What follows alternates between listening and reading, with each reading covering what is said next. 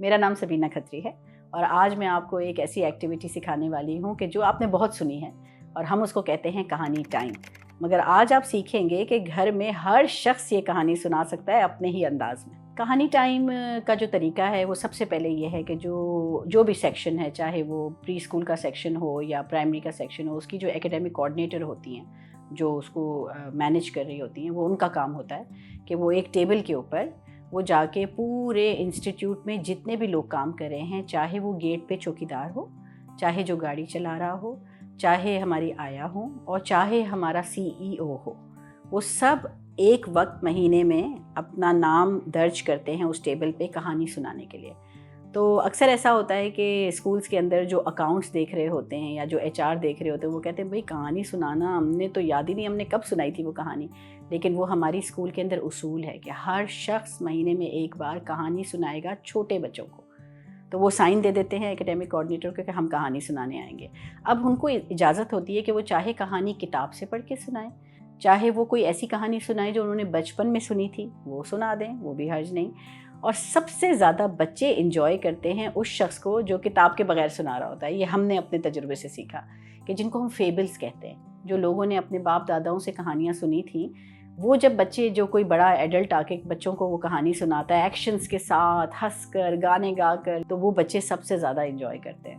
لیکن ہماری کوشش ہوتی ہے کہ جو کتاب پڑھ سکتا ہے وہ کتاب بھی ساتھ ساتھ دکھائے، کیونکہ اس سے بچوں کا کتاب میں انٹرسٹ بڑھتا ہے. ایسے افراد ہیں جو ہمارے پاس کام کرتے ہیں جو کہ پڑھنا لکھنا نہیں جانتے، جیسے ہمارے چوکیدار ہیں یا ہمارے کوئی اور کام کرنے والے ہمارے جینیٹوریل سٹاف ہے.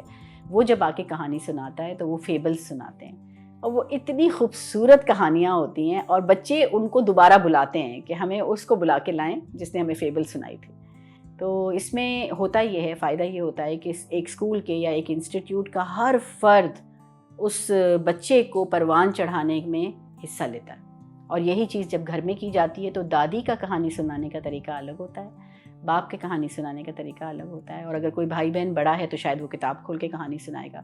تو کہانی ٹائم کا سلسلہ اگر گھروں میں بھی رکھا جائے اور انسٹیٹیوٹس میں بھی رکھا جائے تو ہر شخص جو اس انسٹیٹیوٹ میں کام کر رہا ہے وہ بچے کی پرورش کا حصہ بن جاتا ہے. جب چھوٹے بچوں کے پاس لوگ کہانی سنانے کے لیے آتے ہیں تو ان کو تو یہ نہیں پتا ہوتا کہ میرے سامنے جو بیٹھا ہے یہ کوئی اپر مینجمنٹ کا شخص ہے یا کوئی مڈل ٹیئر مینجمنٹ کا شخص ہے، کہ یہ جو میرے سامنے بیٹھے ہیں یہ چیئرپرسن ہیں یا CEO ہیں یا پرنسپل ہیں یا یہ میری وہ آیا ہیں جو میرا خیال رکھتی ہیں. وہ تو بس یہ جانتے ہیں کہ جس نے مزے کی کہانی سنائی وہی بیسٹ انسان ہے.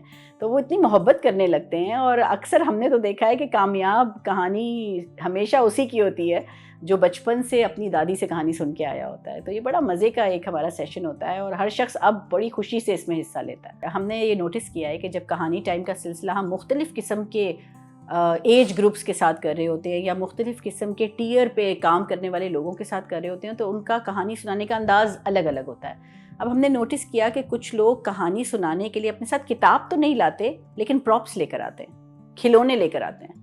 اور یہ زیادہ تر ہم نے دیکھا کہ ہمارے وہ لوگ جو کتاب نہیں پڑھنا چاہتے ان کے ہاتھ میں ایک گڑیا بھی ہوتی ہے، ایک پیالہ بھی ہوتا ہے، ایک چمچ بھی ہوتا ہے اور وہ ان سب کھلونوں کے ساتھ کہانی سنا رہے ہوتے ہیں. تو بڑا بہت امیزنگ ایکسپیرینس ہوا. کہانی ٹائم کا جو فائدہ آپ کو ہوتا ہے، اگر آپ ٹیچر ہے یا فیسیلیٹیٹر ہے یا چھوٹے بچوں کے ماں باپ ہیں تو آپ تو ڈائریکٹ کیئر گیورز ہیں، تو وہ تو انڈرسٹینڈیبل ہے کہ آپ کا ٹائم بچے کے ساتھ گزرتا ہے. لیکن وہ لوگ جو ایسے اداروں میں ایسے کمروں میں بیٹھے ہوئے ہیں جو بڑے ڈرائی کمرے ہیں، جیسے اکاؤنٹس ڈپارٹمنٹ، HR ڈپارٹمنٹ یا مارکیٹنگ ڈپارٹمنٹ، جن کا تعلق بچوں سے ڈائریکٹ نہیں ہوتا، جب وہ بھی نکل کر آتے ہیں تو ان کی پوری پرسنالٹی میں فرق آ جاتا ہے. ان کے لیے وہ ایک بریک ٹائم ہوتا ہے. وہ یقین کریں وہ اتنا انجوائے کرتے ہیں کہ اب وہ اپنی نوکری کی جگہ جہاں وہ کام کر رہے ہیں وہاں خوشی سے آتے ہیں، کیونکہ ان کے لیے یہ بریک کی طرح ایک چیز ہو جاتی ہے. تو یہ بڑا مجھے اچھا لگا جب ہم نے کیا، اور یہ کرنے کی وجہ بھی یہی تھی کہ میں نے نوٹس کیا تھا جو کسی بھی آرگنائزیشن کے بیک بون ڈپارٹمنٹس ہوتے ہیں، یہی جو میں نے نام لیے ڈپارٹمنٹس، اس میں لوگ خوش نہیں نظر آتے، مسکراتے ہی نہیں ہیں. تو میں جب بھی اکاؤنٹ ڈپارٹمنٹ میں جاتی تھی میں کہتی تھی یہ مسکراتے کیوں نہیں ہیں، مطلب ہر وقت سیریس ہو کے بیٹھے رہتے ہیں. ان کا کچھ کرنا چاہیے کہ جس سے یہ نکل کے باہر آئیں. اور بڑی ریزسٹ بھی کیا انہوں نے شروع میں کہ ہم کہانی نہیں سنا سکتے، لیکن جب سنا لی تو ان کو اتنا انہوں نے انجوائے کیا.